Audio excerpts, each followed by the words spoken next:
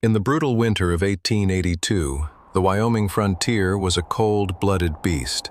But one night, as Davy Callahan rode toward his lonely ranch, a desperate cry tore through the storm. What he found in that blizzard wasn't just a stranger.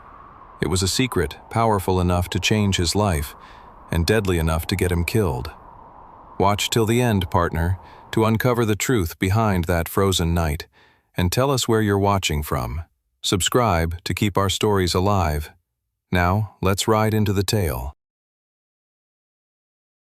The winter of 1882 was a bitter, hungry beast in the Wyoming Territory, its claws of ice scraping across the land. Davy Callahan, a man whose face was etched with the same deep lines as the arid canyons he called home, rode his weary roan mare toward his isolated homestead, the Red Rock Ranch. He wasn't a gangster but a former roughneck, a man who had seen too much darkness and sought penance in the grueling honesty of ranch work. The harsh wind, smelling of pine and snow, whipped the dust of his work clothes. He'd spent the day repairing a long stretch of broken fence line, a monotonous labor that matched the quiet emptiness he carried since his wife, Eleanor, had passed 2 years prior. As he neared the familiar silhouette of his cabin and barn against the bruised twilight sky, an unsettling sound sliced through the blizzard's low moan. It was faint, high-pitched, and profoundly out of place, the sound of human distress. Davy dismounted with a veteran's economy of movement, his hand instinctively resting on the worn grip of his peacemaker. He moved cautiously toward the back of the property, where the old derelict root cellar was half buried under a drift.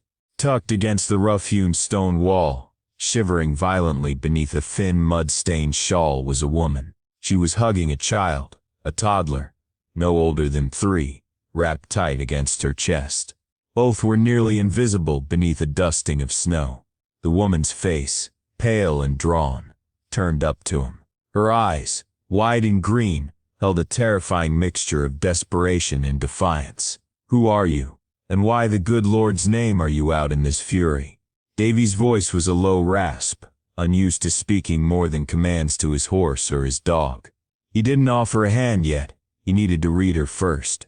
He'd learned the hard way that kindness in the frontier could be a fatal weakness. The woman tried to speak, but only a dry, rattling cough escaped. The little girl, Lily, began to wail, a thin, pitiful sound that broke through Davy's hardened shell. "Please, sir," the woman finally managed, her voice cracking like dry wood. "We have nowhere left to go. We've been walking since before the moon set." Davy stared at her for a long moment, the wind tugging mercilessly at his hat. He saw no threat, only utter, miserable exhaustion and fear. He saw a reflection of the cold emptiness in his own heart, but theirs was a physical cold he could actually combat. "Get up, now." His tone was brusque, but his actions belied the harshness. He knelt, scooping the little girl into his left arm. The child was feather-light, almost skeletal. "You follow me, quick, before the sun's gone and the wolves get bold." He led them inside the small, sturdy log cabin. The interior was Spartan: a cot, a small table, a stone hearth, and a few pegs for clothes. He immediately banked the fire high, filling the room with the blessed smoky scent of juniper and warmth. "Sit," he instructed, gently setting the child down by the hearth. He retrieved a dusty, moth-eaten blanket from a trunk and wrapped the woman in it. Then he poured thick, lukewarm coffee for the woman and warmed milk for the child. "My name's Davy." "You got a name, Grace?" she whispered, her teeth chattering. "And this is Lily." Davy didn't press for details. He saw the bruises, darkening stains on her neck and forearms that were certainly not from the elements. He gave them his own bed, a simple, clean cot, and retreated to sit by the fire, his rifle across his lap, listening to the silence broken only by the crackle of wood and the deep, even breathing of the sleepers. The morning brought a cruel, bright sun reflecting off fresh snow, and with it, the truth. Davy had already fed the livestock and prepared a hearty breakfast of dried venison, beans, and fresh cornbread. Grace, looking marginally better, approached him, while Lily played quietly with a wooden horse. Davy had carved years ago. "I need to tell you why we're here, Davy," she began, her green eyes firm now, the fear subdued by gratitude. It wasn't the winter that drove us. It was my husband, Elias Thorne, in the town of Copper Creek. Davy nodded once, encouraging her to continue. Copper Creek was nearly 2 days' ride, a mining town known for its rougher edge. Grace's story spilled out, raw and painful. Elias, a local merchant who masqueraded as a pillar of the community, was deeply involved in heinous secret dealings. He used his business as a front, Grace explained, her voice dropping to a fierce whisper.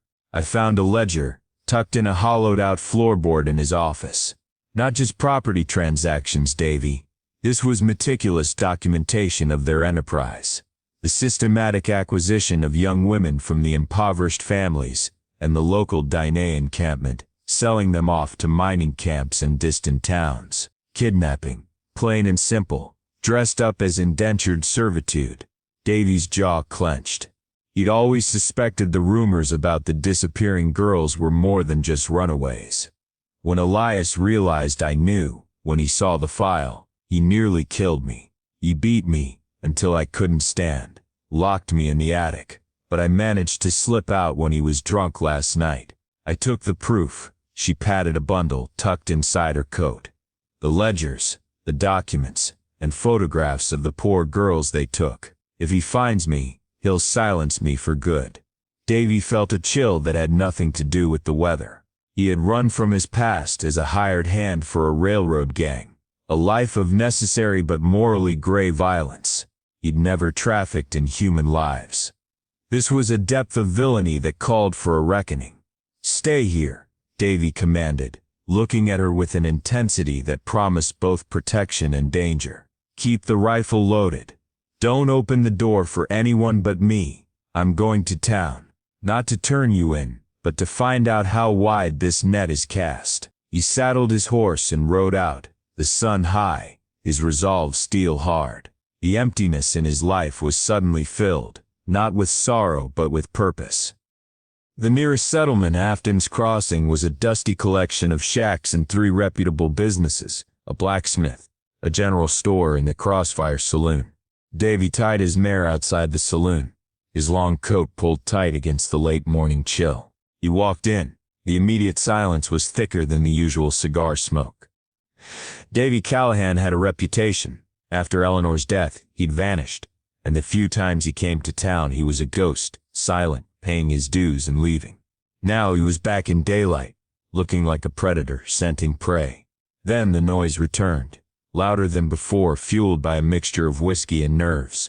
Men slapped each other on the back, but their eyes kept darting toward him. Davy ordered a rye, neat, and leaned against the bar, his gaze sweeping the room. 2 burly prospectors seated at a dirty table were talking in low, conspiratorial tones. Davy casually moved closer, resting an elbow on the bar. Thorne's woman, Grace, ran off like a scared rabbit. One man, named Silas, grumbled, spitting tobacco juice. But she ain't just a woman. She took the goods. Goods? I heard she took property papers and some family jewels, the other, Jasper scoffed. Silas leaned in, lowering his voice conspiratorially, though Davy heard every word. No, not the papers. That's what Thorne's telling everyone to cover his tracks. But word from Copper Creek is that the prize is the ledger, and a few boxes of what they called inventory proofs. You know, the photos and records. A reward's posted too, Jasper whispered excitedly. Bring her back to Thorne in one piece, and $1,000 is yours. Dead or alive, the price is still high. Davy's hand tightened around his glass. $1,000 was a fortune, enough to tempt any desperate soul in the territory. The villains had successfully spun the story. Grace was a thief who stole financial assets, not a hero running with damning evidence. The lie protected the entire ring. He finished his rye in one gulp, the burn of familiar comfort. He turned toward the men, his 6-foot frame casting a shadow over their table. Silas, Jasper. Davy's voice was low, cutting through the saloon's din. Heard you boys are chasing a phantom. Silas flinched, recognizing the voice. Davy, didn't see you there. Just talking about the bounty. Easy money, eh? Easy money leads to hard times, Silas, Davy stated, his eyes cold and unwavering. The atmosphere in the saloon shifted completely. Every man stopped talking, sensing the storm brewing. Davy had a past they respected and feared.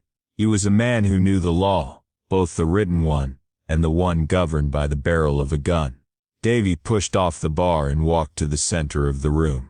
6 men, Silas, Jasper, and 4 others, who were known associates of Elias Thorne, were now fully focused on him. "Listen up, all of you," Davy announced, his voice carrying the authority of a judge on a high bench.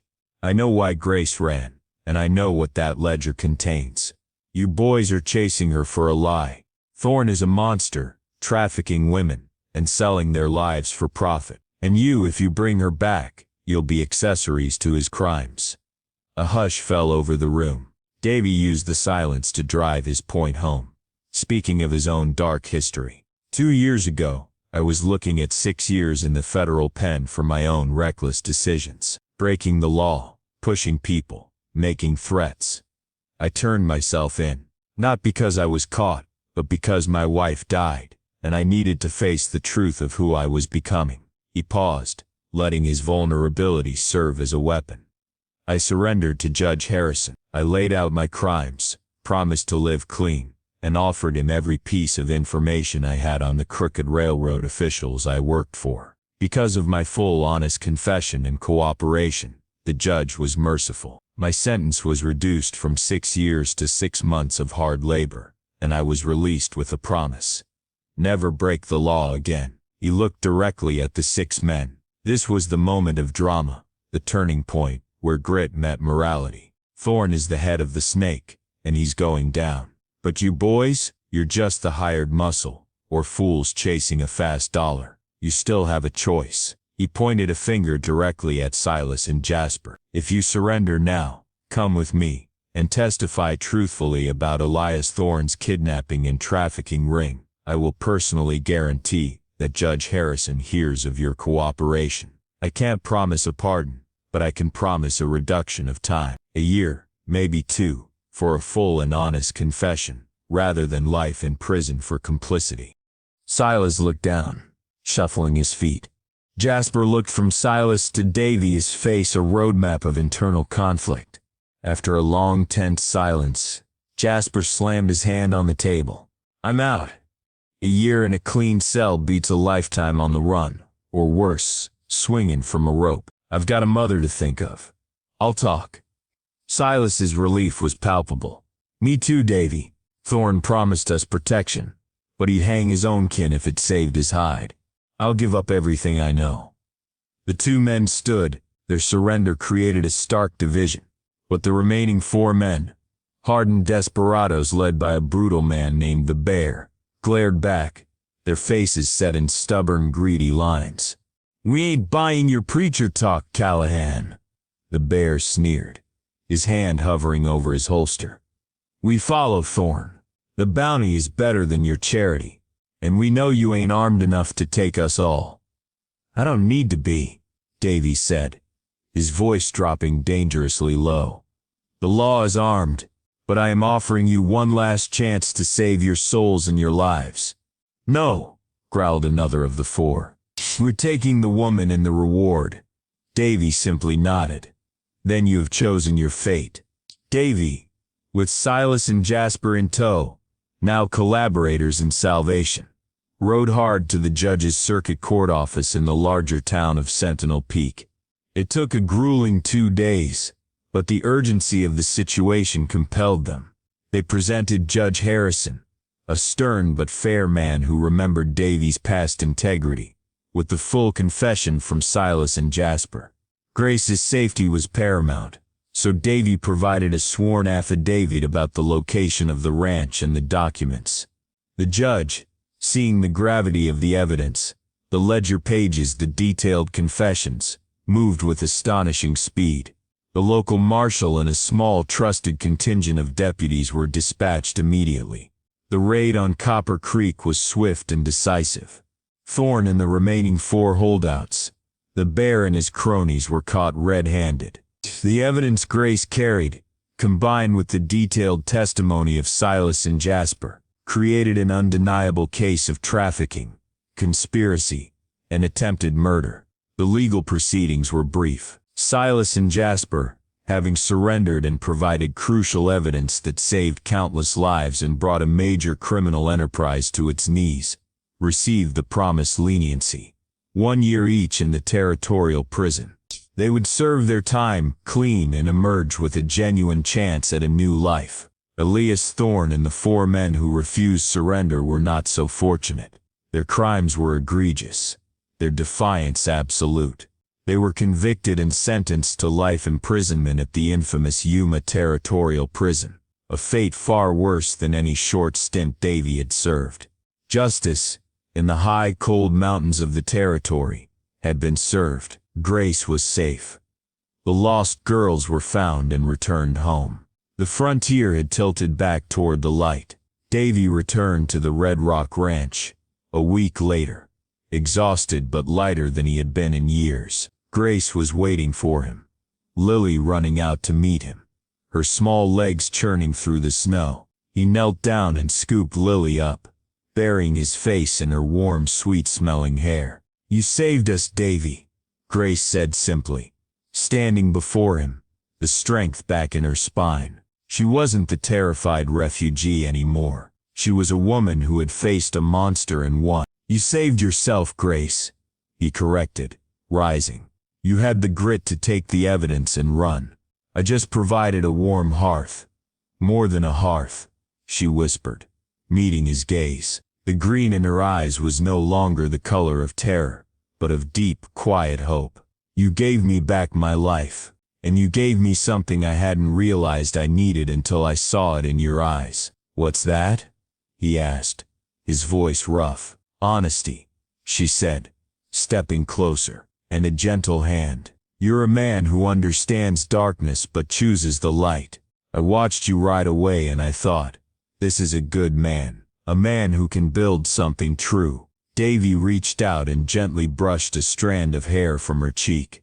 He saw not a replacement for Eleanor, but a new dawn, a woman who carried her own kind of scars, who understood the necessary solitude of the mountain, but also the deep, desperate need for connection.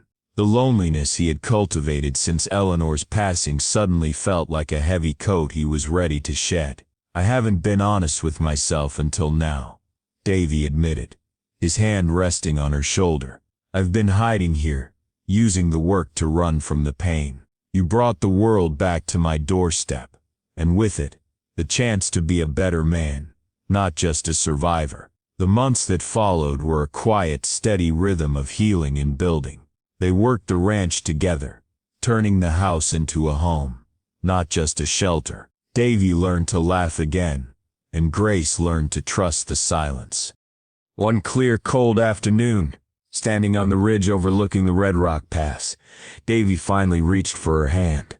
"Grace," he began, the words as weighty and vital as the stones beneath their feet. "I'm not a smooth talker. I have a rough past, but my heart is clean now, thanks to you. Lily needs a father, and I need a reason to stay in the light." He turned to face her fully. "Will you stay? Will you make Red Rock Pass our family's home?" Grace smiled, a radiant, fierce and entirely genuine smile that warmed him from the inside out. "Davy Callahan," she said, "I ran from the devil's lie and found my way to an honest man's truth. I wouldn't trade it for all the gold in Copper Creek." And so, under the vast, uncompromising sky of the Wyoming Territory, the former roughneck and the brave truth-teller cemented their new beginning. The wedding was simple, quiet, and meaningful, a promise made not just to each other, but to the life they had fought so hard to create. The grit of the frontier had been the crucible for their love, forging a bond as strong and enduring as the ancient red rock of their home. If you enjoy our Western stories, consider subscribing. It really helps us keep creating more for you.